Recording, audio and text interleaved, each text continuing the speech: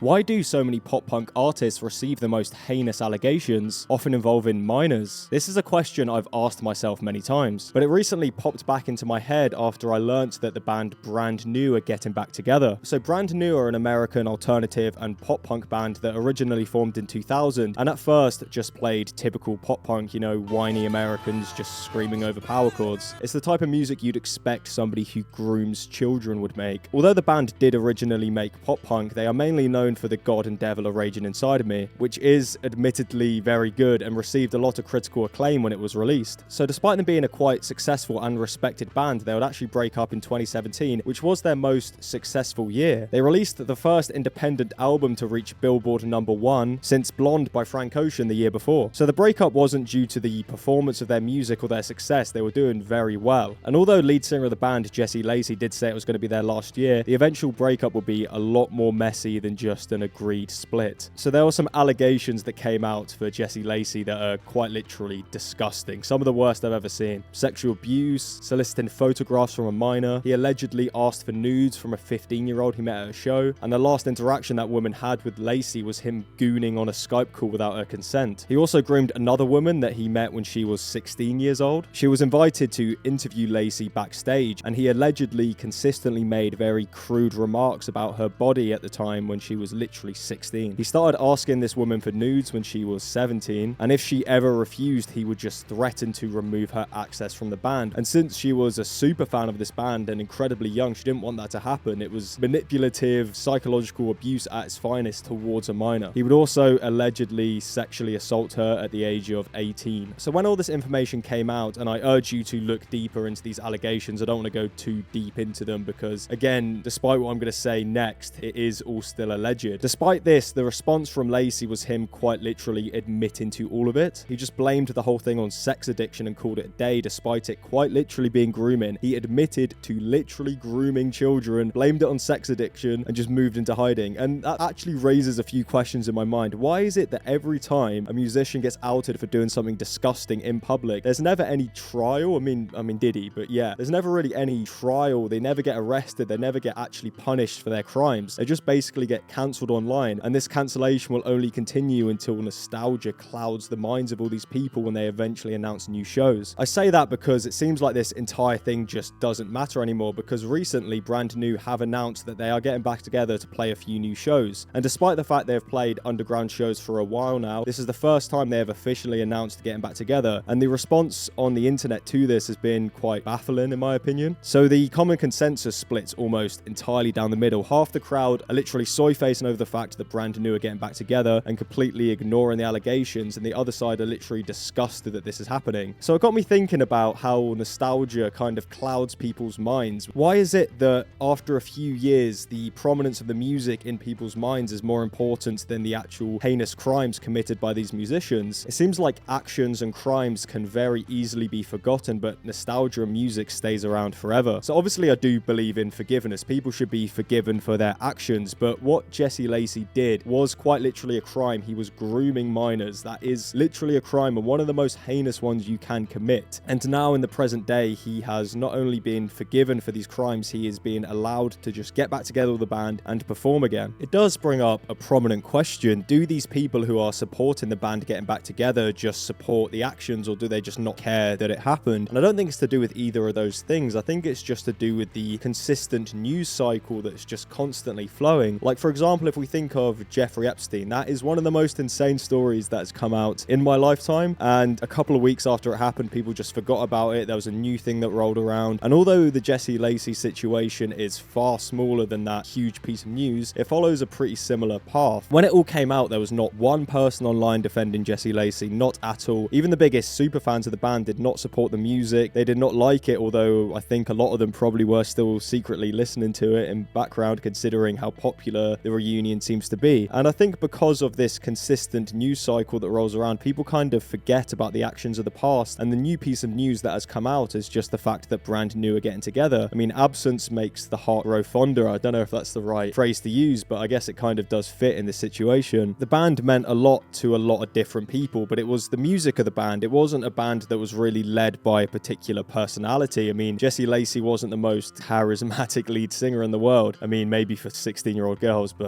but I don't think that's the only reason. Brand New still has a lot of monthly listeners on Spotify. They always did. They never really dipped in popularity. And if you're not in the know about these situations, if you don't lurk on the internet all the time, you're not always going to know that this happened. And that doesn't even mention the amount of people that probably got into the band after these allegations came out. The main thing that I have in my mind about this whole situation is it right for this band to come back considering what happened? And I don't particularly think so. I mean, regardless of whether the victims did forgive him or not, I think there might be some information out, but hey, misinformation spreader merchandise, I suppose. I mean, I'm fitting the character. I don't think it's right for somebody to be able to do these heinous actions, some of the worst actions you can do, literally manipulating a child for your own sexual pleasure. It's absolutely disgusting. I don't think this person should be able to just waltz back into the music scene like nothing happened. And I know it's been quite a few years, but I think the band should be just left to memory, or maybe the lead singer should be replaced, because imagine the victims looking at this person on the stage performing, getting love like they did back in the day, even more love because of the nostalgia, and considering what he was able to do and essentially basically get away with now. It's a big problem, and I don't understand why this subculture and scene seems to always attract absolute freakazoids who do these kind of things. I mean, we have Zulu recently. That band has broken up because allegations against the lead singer. It seems alternative music is just seeping with these kind of figures. And the problem is these scenes also attract young people, and they attract people who don't particularly have any sort of group. I mean, all these alternative scenes, they're extremely appealing to people who don't have a group because it's giving these people a group. And young people will resonate with that, and they will love that, and they will start fantasizing about their favorite bands. And when they then meet the lead singer of one of these fans, and this lead singer starts complimenting them, even if the compliments are sexual, they're going to attach themselves to it. And that's why these people are even able to do this in the first place. I mean, Jesse Lacey is not an attractive man. This guy would not be slinging dick if it wasn't for the fact that he was the lead singer of a band. So yeah, what's my opinion on Brand New getting back together? I'm kind of disgusted, to be honest. I really do not think that there should be a world where somebody who commits these kind of acts should be able to get on stage and be celebrated like he is going to be celebrated. And the only way in which I can see it being good in any way is if there is some sort of statement or something at least said by the band regarding these accusations. They're just getting back together and ignoring the fact that it even happened, and it did happen, and there were real victims, and there's real trauma